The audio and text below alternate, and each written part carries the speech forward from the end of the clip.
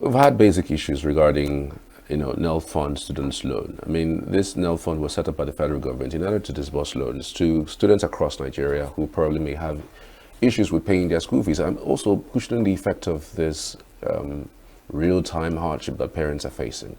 But we are not even 1 year into this implementation, and we're getting hitches that stems from accusations of corruption. We have with us live in the studio Emeka Odom, a journalist and a development communication expert, to discuss this with us. Good to have you. Good morning. Thank you for joining us. Thank you so much for having me. Good morning to our viewers. I mean, are you shocked with what you're hearing with this Nelfund's loans disbursements? Well, thank you so much. I must tell you, I am not shocked. I've always said it. When in a country like Nigeria, if you have been following events here, you probably know that one of the things you help yourself to do is to develop a very thick skin. That all options are on the table when you talk about public policies, public services, and the kind of you see, not just the philosophy now, the manner in which people here perceive public service. Most times not really from an altruistic point, from a point of personal gain. And so once that philosophy permeates there's a psychology of governance and those that are appointed into offices, you shouldn't be surprised. That is why here we have heard things like a plane missing. That's why we have seen a branded aircraft flown into this country, displayed in the local Nigerian palace. We say washer, that kind of stuff. Sprinkle water on it, flash water on it, and celebrate it. And everybody say, "Oh, thank God that we have a national carrier now." Only probably less than 2-3 hours, it disappears and never returns back to Nigerian airspace. We have seen situations where ships get missing, as if somebody just put it inside his pocket and walks away. We've seen situations where snakes and monkeys have been reported to have swallowed huge sums of. So what exactly can surprise anybody now? The Nigerian Students Loans, fund, when it was established, I must tell you, nobody can fault Mr. President, because the truth is that at the time, it became necessary that something must be done to enable Nigerian children complete their education, at least those who are already in school. And so people were like, how are parents going to pay school fees? And so he came up with this, even though it's not novel, it has always been there, but somewhere along the line, it looks as if, we weren't considering anything like that. So he brought it and it was good enough. But my worry then was,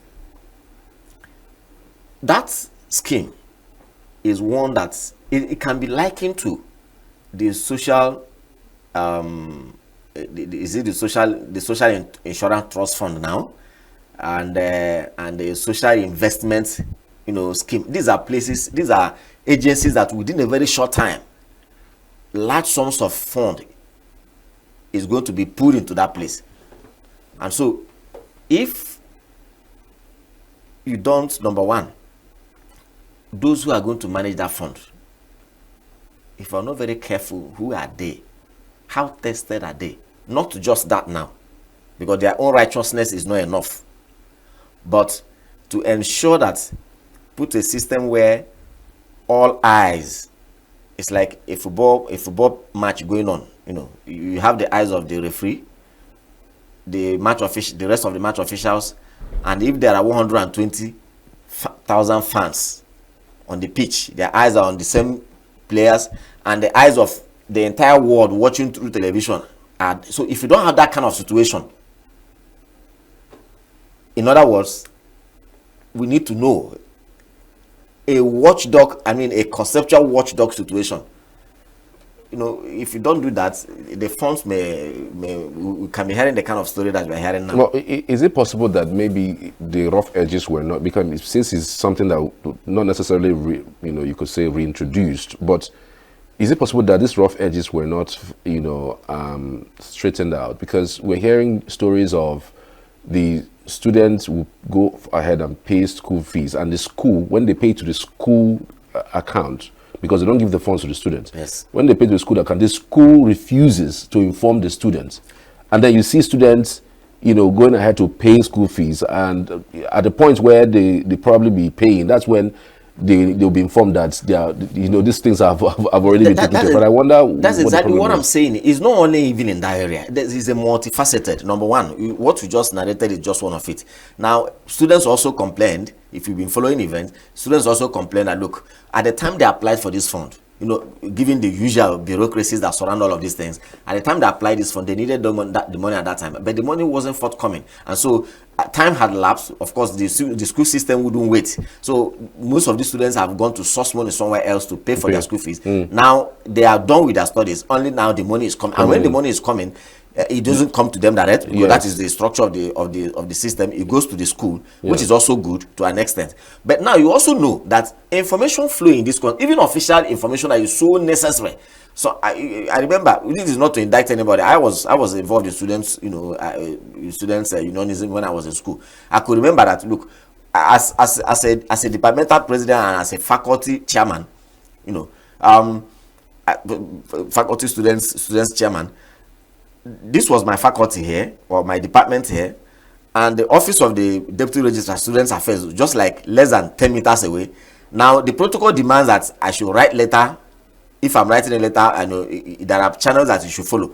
I'll write a letter to the Deputy Registrar or to the Registrar of Students, and because of all those protocols, it will take 3 weeks before my letter moves forward. so you can imagine the bottleneck that beclouds the information flow. So it's the same thing, it's the same system. And when this money comes, it's not as if these students are immediately informed. Because once their money, remember, the students have already applied for this money, and so they have done all the necessary things. And as long as the system is concerned, they are not owing. Yes. So by the time the money comes out, the students are not informed. Now to them, well, I applied for the loan, I couldn't get it, so I had to go and source money, possibly to go and borrow from somewhere. Now the money is eventually released. The student doesn't know in time. So now the student is owing in two places: where he actually got money to fund the education, and where he applied that the money couldn't come practically. So that's the dilemma. So how do you think this particular issue can be resolved? This particular part of the money is coming late. How do you think it will be resolved? Because a lot of persons have been advising how they feel this can be resolved. If a student has applied, and is he sure the money is going to come? That's one. If he's sure, then the school should have just allowed the student to go ahead with their studies without paying anything, knowing that maybe if the funds... Yes, that is because, see, if you say the alternative could have been, look, once the student applies for this loan, allow the students to access the loan by him, because that is on his neck. He's the one that's going to pay. So even if he misuses the money, the truth is that he is owing. So the system has captured him, and even in the next... But again, that may not be ultimately profitable, because these were part of the systems why the old Nigerian Students Loans Board, died away. This was one of the things that led to the failure. So now the whole idea of routing the loans through the school is commendable. But what you said to me seems to be the way out in this circumstance now. Because the school guarantees them, somewhere along the line, the application process, somewhere along the line, the school is brought into focus. So they normally guarantee them, and they have their own sign of their own part of the application that we have to complete. So once they have done that, to me, that's a guarantee to the loan, to the fund, that look, this is our student and he's studying here. So, and since they know that they are dealing with government, and definitely the funds will come, I think they should have allowed the students to go ahead. But again, the money is not only to the student. The money is not only for school fees. There's also personal keep, which now comes to the student. And so, in that kind of situation, what happens? So is the money for the upkeep not directly sent to the student? No, the money for that's what I'm saying now. Because the money is released together now. Did they release one of students before and now the one of So if the money for school fees comes late, it also means that the upkeep to the student will also come late. Now, but ultimately, I think there's a need to, brush up our system, because we can't continue to function, in this system of apply in July, receive in December. It doesn't help anybody, and this has also, this is also defining many other things that we do here. A lot of times, things don't come when you salaries are unnecessarily delayed, and you begin to ask, what is the problem? Is it that there's no money available, or the CBN did not release the money? the government will increase salaries now. It will take 6 months before the implementation comes. Sometimes we hear the coppers are, for me, when I was in service, I also, suffered the same fate. When the government moved minimum wage, that was during the military regime. Minimum wage was raised, and of course that subsequently had correspondingly had an effect on a positive effect on the NYSC allowance. The allowance was delayed for 3 months, and these were children in foreign land. Many of us didn't know anybody in those places, and so many of us also were not getting anything from the place of primary assignment. We solely depended on that allowance, and it didn't come for 3 months. So these systems where there's a huge gap between approval, implementation, cash backing, release, and all these terms, all these civil service terms that they are just invented to slow down the wheel of public service, and it's not helping anybody. We need to look at it. If it is bureaucracy, please do something to that bureaucracy, because they say, I know that some of these laws are there to ensure accountability and accountability and good reporting system. But laws are made for man. Man is not made for law. This is something we must know. So I just can't understand. We need to do something about it. I mean, if you look at the system, this system, is something that we tend to want to borrow from, the U.S. This student loan thing. Maybe after your days in school, later on when you start working, then you pay back. If at this stage we're having these issues, until you wonder what the repercussion would be when somebody finishes school with loans and then not being able to pay back, or because it doesn't really add up. Yeah, well, that is another angle entirely, because you see, even with this system, I don't want to criticize the system, because we ultimately want as many people as possible, as many children as possible to go to school. That becomes the overriding factor.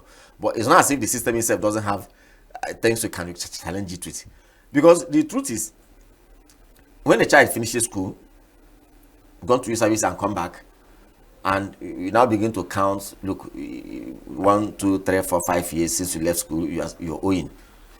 He hasn't been able to he hasn't been gainfully employed. Where is he going to get money to pay? And the mere fact that there's a loan hanging on his neck is enough to psychologically weigh him down. And so, but is that not something that exists elsewhere, no, like abroad? These are places where, to a reasonable extent, the possibility of securing employment after school, it's more than 90%. At least, even if it's not 100%, is there. It's not as if the kind of thing that happens here, where except if there's any something beyond the ordinary you can do for yourself. And these days they expect you to squeeze water out of rock. Once you leave school, you need to squeeze water out of rock. You don't give anybody any excuse any longer. Except if you do things like that. Ordinarily, there are people who leave school 5, 6, 7 years, no job. Especially if you don't know anybody. And the kind of people that are getting the jobs mainly in these top places are people who didn't need the loan to go to school. So these are issues. But however, since we all want children to go to school, let's blind ourselves away from the challenges of the system. But the thing is this. Now, that is not even the only problem. There are also complaints that there are deductions that are coming which ordinarily should not be. True. So where are these deductions coming from? Bank deductions. Yes. Bank has to make money. And it's not through the bank that they're going to in pay. Collaboration with the schools, because the deductions are quite substantial. These are also issues. In fact, there's a study. I don't know that study. I don't know whether it is confirmed. So probably we can't so much hold on to it. But it says that's where the 71 point something billion naira emanated from. Out of 100 billion naira that's a release or so by the government or so, only about 20 something billion has been that the student can confirm that this is what they've received. So these are things that, and I'm happy that the security agencies are they are investigating these things. Both the ICPC and the EFCC, they should please investigate these things. It's not enough for the fund to come out and say no money is missing. Of course, we don't expect them to come out and tell you that money is missing, So, but they should be investigated because, like I said, we need to. Everybody needs to put an eye on. These are places where they need to take 1, 2, 3 steps to open up things and let people know, because it will be a very big tragedy if this fund, that this good initiative of Mr. President, if ultimately it doesn't meet the goals for which it is set up, it is very bad. I'm just thinking through it now. There are also thoughts about bringing ICPC and EFCC into this issue, and you can imagine the investigations that comes with these parts. Some people are beginning to point hands towards the disbursement, agents. Some people are pointing out to the school, and some people are pointing out to middlemen, and it's shrouded into a lot of corruption. I mean, the way and manner that we have done things. Does this again brings to fore some sort of government initiatives that is positive, but in implementation we have been poor in terms of implementing. I can tell you that that has always been the bane. As a matter of fact, there are a lot of government in good initiatives over time, not just with this administration, over time. But the implementation, which one are we going to talk about? Are we going to talk about the Shopee? Are we going to talk about the one before Shopee? So which one can we really say? The entire social investment, is fraught with all kinds of irregularities. Today we don't have that scheme in place any longer. So these are good government initiatives, but the implementation along the line, Nigeria has a very long bureaucratic chain in most of the things that we do. Yes, they are there to ensure accountability. We know that very clearly. They are there to ensure good financial reporting. We know that very clearly. But when they now become antithetical to the overall objective or the goal for setting them up, it becomes undesirable. This has always been the case. The process of implementation, and that is why we have very beautiful laws on paper. From election to our party system to our democracy to most of the things that happens there. Implementation is a big problem. Is it one of the reasons why you think that collaboration with private sector is important, so that if there's an issue, you just lock them up or call them up? Yes, because it does look like following the government bureaucracy hasn't really got us anywhere. See, on matters of this nature, bringing in the public, bringing in the private sector is good, but my worry there is that when you talk about it's a very sensitive area when you deal with students, school system and students.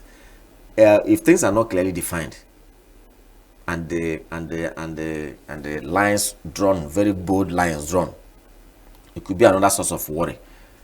The reason is because when you bring in the private sector, you need to define at what point what is their role, and at what point are going to begin to draw their profit from the system. Because when you bring in the private sector, of course, the system must have a way of rewarding them. I mean, it's a PPP program. That's where I'm going to now. See, one of the easiest ways I'll give you an example. When you look at it, and that's why I say the education system is a bit volatile. When you look at the education system, for instance, one of the things in the education system now is accommodation for students in the universities. Now, obviously, over time, it becomes very obvious that government may not be able to provide enough accommodation on our campuses to accommodate the number of students that the policy says should be accommodated on. From what I know, about 40% of that, of the students on campus. Now, you invite one of the suggestions has always been bring in the private sector to assist the students. You bring in the private sector. What are they coming to do? One, they're coming to renovate the halls of residence. Yes, they can do that. They can put the resources to renovate these halls they become habitable, and or they could build new ones. Now, in doing this, where are they going to draw their profit from? They are going to draw their profit principally from the payment that the students will do. Now, in which case, at the time the halls were under school authorities or directly under the control of school authorities vis-a-vis the government, an average student could pay 10 to 15,000 or let's say 50,000 naira for a bed space, or maybe in a room taking 2 people. Now, by the time you bring these private sector people under PPP, it might shoot up to about 150, 200,000. Because these people are going to spend money.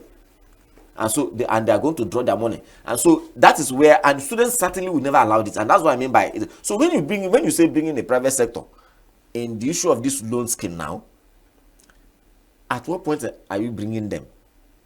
At what point are they going to make their profit, and at what margin? Who is going to be responsible from that? Is it the student? Is it the government that will just pay them for those services? Just pay them for those services. At least if you are, engaging them for 2 years, 3 years, just take 2 years and let's see what you can do. But I can tell you, in that kind of situation, if the government has budgeted 200 billion for it, the cost of the services you pay to the private sector cannot be anything less than 10% of that amount. That's what the private sector most likely will collect from you for being, of course, to be efficient. There's no doubt about that. Well, maybe at the end of the day, it might be better than the money being embezzled. I mean, embezzlement we're talking about is, they're even taking more than 10%. Yeah, so once the money cannot be accounted for, but ordinarily, government will be looking at, look, if you bring in the private sector to pretend over this system, yes, it will be far more efficient, but the payment to the, and government may look at it and say, look, we're not prepared to spend more than that. Because if you look at, let's say for instance, and I'm just being modest by saying the private sector will take, of course their charges will be based on the amount that is disbursed. 10% on that amount, the government will say, additional 10% on top of 100 billion naira. No. We're also, or they say, okay, if all we have is 100 billion, now we disburse 100 billion, please take your 10% from this 100 and disburse the rest. So you now see that the number of students that they could have benefited from will now have to go down. And I guess that's why government is saying go walk through the universities. And if that happens, the private sector itself does not have the data of the students themselves. So they will have to rely and work with the universities. They'll have to work with the universities. Now, how are the universities going to? Is it going to be seamless? Yes. You may run into another bottleneck there, because somewhere along the line, I can tell you that the private sector were going to cry out that universities are making things difficult. No, but I thought that this Nelfund thing already would have offices in the universities, or in order to streamline some of this, because it's looking like the Nelfund just stay in one place and then disburse the money to the university's account. No, but there's nothing to show for it. These are things that are done through technology. Do they really need to have an office? All they need is data of the. For instance, if they can send them to university A, please, these are the number of students that have applied. Now, please, these are this is the register of students that this is the roll of the student that applied. Please. They said they are all students of this institution all over the federal, aggregate, compile them from different institutions that they apply from different points of application, gather their names, and they all said they are from this institution. Please, this institution, confirm whether these are your students, and just confirm the information is there. And they send it to all the universities that people applied claiming to be students of. So, and these universities will now go through and confirm yes, and one after the other, that's okay, these are our students. I guess that is what they are doing. I'm not privy to it, but common sense says that this is what they will do. So they may not really require physical presence in universities. So is the application going straight from the student to the Nelfund, or they apply to the university authority? The university, in a sense, to Nelfund? No, again, of course, I have not applied, but I guess from what we know is that the Nelfund itself has released an application portal. So I guess that they own that portal. Okay. Now, what happens is that just like the way it is done in most other, there are people, students in Nigeria, or other people in Nigeria, apply for grants or other, even overseas universities. So when you apply through their portal, now it is not left for them. They have a machinery to confirm some of the claims you made in your application before they can answer you, before they can write back to you to say application is successful or not. So, and I guess it's in that instance that they have their own channel that they have to reach all the universities to say, this number of students applied for the loan, claiming that they are your students. Are they? Please confirm. So the universities will not have to confirm or collaborate with the information that the students have supplied. And if there's a matching report, then as long as the money is there, they don't have any other reason to say your application has been applied, and now tell you the modalities of release. Right. Emeka, Odom, we'll have to leave it here. I mean, the things that you would see happen seamlessly in other countries.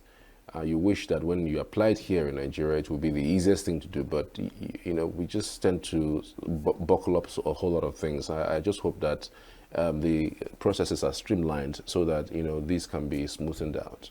Yes, that's what we hope. The security agency should please. This shouldn't be one of the incidents where after all this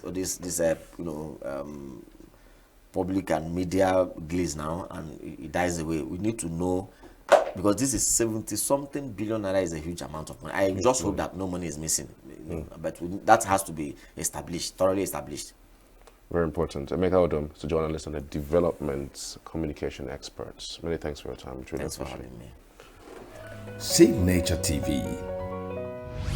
News in your pocket.